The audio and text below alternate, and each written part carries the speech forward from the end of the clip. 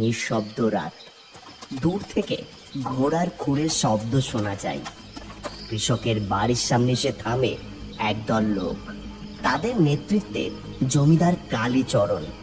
তার সঙ্গে রয়েছে কিছু লেঠেল, হাতে লাঠি ও তরবারি। ওই শঙ্কর, বাইরে আয়। ভীত কৃষক দরজা খুলে বেরিয়ে আসে। তার পাশে তার স্ত্রী ও ছেলে গজু দাঁড়িয়ে থাকে। মহাশয়, দয়া করুন, আমি বছর ফসল তুলতে পারিনি। খরা আবার সব শেষ করে দিয়েছে। আমি প্রতিশ্রুতি দিচ্ছি, কিছুদিন সময় দিন, আমি আপনার সব ঋণ শোধ করে দেব। সময়? তোদের মতো গরিবরা সময় পেলে তো ঋণ শোধ করতে পারে না। লেডেলরা, যা আছে সব নিয়ে আয়। লেঠেলরা বাড়ির ভেতর ঢুকে কৃষকের সামান্য সম্বল, বাসন কোসন, কাপড় চোপড় সব বের করে আনে। দয়া করুন, আমাদের সব নিয়ে যাবেন না। এই মহাশয়, এই পরিবার তো নিঃস্ব হয়ে যাবে। চুপ! এরা সময় মতো টাকা ফেরত দেয়নি, এদের আর কি দরকার? লেঠেলরা সমস্ত কিছু গরুর গাড়িতে তুলতে থাকে। কৃষকের ছেলে গজু, যার হাতে কয়েকটি বই ধরা, তা আঁকড়ে ধরে থাকে।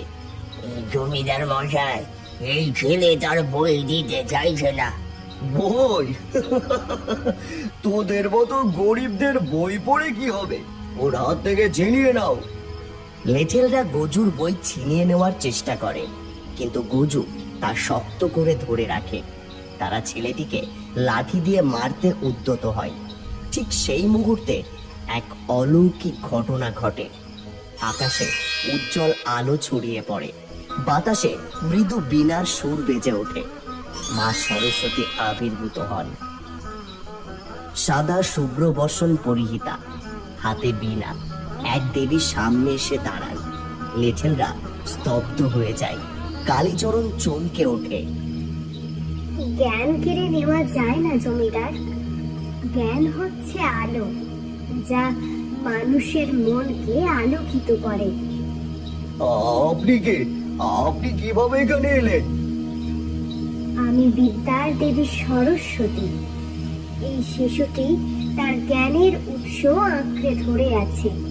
তুমি কি তার থেকে তা ছিনিয়ে নিতে চাও? কালীচরণ ভীত হয়ে পড়ে। লেঠেলরা ভয়ে পিছু হটে। গজু তার বই কুড়িয়ে নেয়। মা, আমি ভুল করেছি, আমাকে ক্ষমা করুন। ক্ষমা পেতে হলে তোমাকে পরিবর্তন হতে হবে। বিদ্যা ও জ্ঞান কারো একার সম্পদ নয়, তা সকলের জন্য। মা সরস্বতী আশীর্বাদ করে অদৃশ্য হয়ে যান। কালীচরণ লজ্জিত হয়ে তার লেঠেলদের আদেশ দেন সমস্ত কিছু কৃষকের বাড়িতে ফিরিয়ে দিতে। কৃষকের পরিবার আনন্দে কেঁদে ফেলে। গজু তার বই আঁকড়ে ধরে, চোখে নতুন আশা। কালীচরণ ধীরে ধীরে নিজের ভুল বুঝতে পারে। আমি এতদিন ভুল পথে ছিলাম, আজ থেকে আমি আর কারোর উপর অন্যায় করব না। গ্রামের লোকেরা এই দৃশ্য দেখে উল্লাসে ফেটে পড়ে। তারা মা সরস্বতীর কৃপায় আশীর্বাদ ধন্য হয়। গজু, তুমি তো বই পড়ো, বলো তো মা সরস্বতীর জন্ম কিভাবে হয়েছিল? জমিদার মশাই, আপনারা কি জানেন মা সরস্বতীর জন্ম কিভাবে হয়েছিল? সবাই গজুর দিকে তাকায়, আগ্রহে অপেক্ষা করে। গজু বই খুলে পড়তে শুরু করে। এক সময় এই মহাবিশ্ব অন্ধকারে আচ্ছন্ন ছিল। ব্রহ্মাণ্ডের শূন্যতা, চারিদিকে অন্ধকার, কোনো কিছু নেই। ধীরে ধীরে আলোর বিচ্ছুরণ ঘটতে থাকে। ব্রহ্মাদেব এক বিশাল সিংহাসনে উপবিষ্ট। তার চারটি মুখে সৃষ্টি করার গভীর চিন্তা। আমি সৃষ্টির রূপ দিতে চাই, কিন্তু কোথায় সেই শক্তি যে এই সৃষ্টিকে রূপ দেবে? সবকিছু যেন অগোছালো, বিশৃঙ্খল। জ্ঞানের আলো ছাড়া সৃষ্টির সৌন্দর্য আসবে কিভাবে? ব্রহ্মা ধ্যানমগ্ন হন। তার মস্তিষ্ক থেকে এক অভূতপূর্ব আভা নির্গত হয় এবং সেই আভা থেকে আবির্ভূত হন এক দেবী। উজ্জ্বল শুভ্রবসনা, চতুর্ভুজা, এক হাতে বীণা, অন্য হাতে বেদ, অপর দুটি হাতে বড় অভয় মুদ্রা।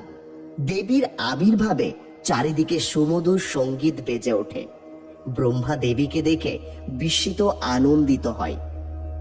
তুমি কে হে মহাশক্তি? তোমার আবির্ভাবে আমার হৃদয় প্রফুল্ল হয়ে উঠেছে। আমি জ্ঞান, সঙ্গীত, বিদ্যার প্রতীক। আমি তোমার সৃষ্টিকে রূপ দিতে এসেছি। দেবী সরস্বতী বীণা বাজান, আর তার সুরে ব্রহ্মাণ্ডের বিশৃঙ্খলা দূর হয়ে যায়। নিয়মিত সুর ও সৌন্দর্যের আবির্ভাব ঘটে। নদী বয়ে চলে, গগনে মেঘের খেলা, পাখির কলতান, সবকিছু এক সুরেলা ছন্দে বেঁধে যায়। স্বর্গলোকে দেবগণ আনন্দে উল্লাস করেন। ইন্দ্র, বিষ্ণু, মহাদেব সবাই ব্রহ্মার প্রশংসা করেন। হে ব্রহ্মা, তোমার সৃষ্টি আজ পূর্ণতা পেল। এই দেবী আমাদের সকল অজ্ঞতা দূর করবেন। তিনিই হবেন জ্ঞানের উৎস, বাণী ও বিদ্যার দেবী। ব্রহ্মা দেবীকে আশীর্বাদ করেন এবং ঘোষণা করেন তার নাম হবে সরস্বতী। দেবী সরস্বতী পৃথিবীতে আসেন মানুষকে শিক্ষা ও জ্ঞানের আলো দিতে। তিনি প্রথমে বীণা বাজিয়ে সঙ্গীত সৃষ্টি করেন, বেদ প্রদান করেন এবং মানুষকে লেখার বিদ্যা শেখান। জ্ঞানই শক্তি, বিদ্যাই মুক্তি। যে জ্ঞান অর্জন করবে সে কখনো অন্ধকারে থাকবে না।